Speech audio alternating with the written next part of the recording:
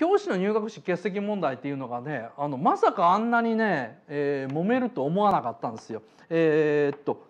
教師の入学式欠席問題って皆さん大丈夫ですね、大丈夫ですねってことないな。多分ねこの番組見てる人って僕と同じようにねニュースにあんまり興味ない人が半分ぐらいいると思うんで、ちょっとした、復習からしましょう。学校の先生です。学校の先生がいて、で自分の子どもの入学式に出席するために仕事場の入学式を欠席したと。一応このぐらいだと思ってください。さてそれに関してどう思うかということで揉めてるわけですね。この揉め方がですね面白いと。なんでこんな大きな問題になったのでしょうというふうに、ツイッターで聞かれたんですけども、これね揉めるというか意見のズレがあるのがですね、揉めること自体アホらしいという意見もあります。でこれね簡単といえば簡単なんですよ。例えば僕だったら職場の入学式の方に行きますね。子どもの入学式には行きません。なんでかっていうと入学式に親が来てほしいっていうような子どもは僕は嫌いだからですね。だから行きません。で、職場の入学式に行くのはそれは仕事だから当たり前じゃんということで、僕だったら当たり前のように職場の方の入学式に行って子どもの入学式に来てくれっていうふうに、もし嫁さんが言ったら「お前はバカか」っていうふうに言います。小学校1年生でも両親揃って入学式来てほしいとか、そんなのが変じゃんっていうふうに思います。だから個人の問題としてはすごく簡単なんです。ただ僕らがですねどういう教師像を求めているのかによってこれでズレがいるんですよね。例えば僕らはどんな教師像が好きか、多分ね悩む教師が好きなんですよ。つまり職場学校の入学式もある、でも子どものやつもあると、そこでものすごくパンと割り切って、いやそんなもん教師である前に俺は人間である、個人であると。で、もしくは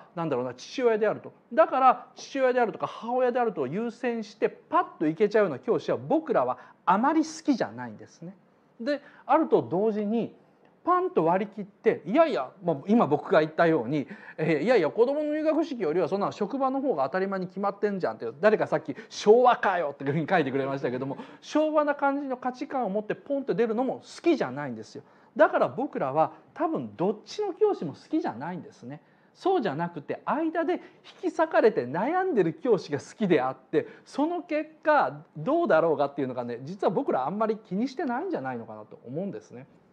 でそれはねじゃあどういうふうに考えればいいのかになってくると、僕らが例えばその自分の子どもの教師にはどういう振る舞いを期待するのかっていうのと、その教師の子どもですね、入学式に参加する教師の子どもと友達だった場合、お前の親来てくれるのかどうかっていうので、それによって考え方って全然変わってくると思うんですね。でそれはね個人の自由を最大化する社会、つまり自分の子どもの入学式なんかそっちの方がいいよっていうような人、そういう教師像とかそういう社会が好きなのか、もしくはあえてそこは昭和日本人な美徳で、いや我が子の入学式であっても私は公務員ではないにしても地方公務員であって、国家公務員ではないにしても地方公務員であって教師であるという公職なのであるから、税金もらってるからというふうな形で行く教師が好きなのかっていうのは人によって違う。なので多分ね一概に言えないこのニュアンスがガーッという論争が湧き上がるところだと思いますね。だから俯瞰で見るとそれは僕らがどういう社会が好きなのか、どういう教師が好きなのかなんですけども、基本的にはね不倫はいいか悪いかとかですね、あと離婚はいいか悪いかとかですね、あとと同じように正義感だけで言えば簡単に結論が出るふりをすることはできるんだけども、中ですって書いてる人もいるけど、もう全く同じですね。論争が起きるのはどういうふうなものなのかっていうと、僕らはその間で悩む人が一番好きだからですね。だから悩む人が好きなので悩むような話になっているというあたりだと思います。なぜこんな大きな問題になったのでしょうかっていうと、僕らの社会が悩む社会であって、そういう人が好きであると。その意味では言論の自由が保障されてるからっていう形だと思いますね。多分独裁国とかそういうのだったら、出席する学校の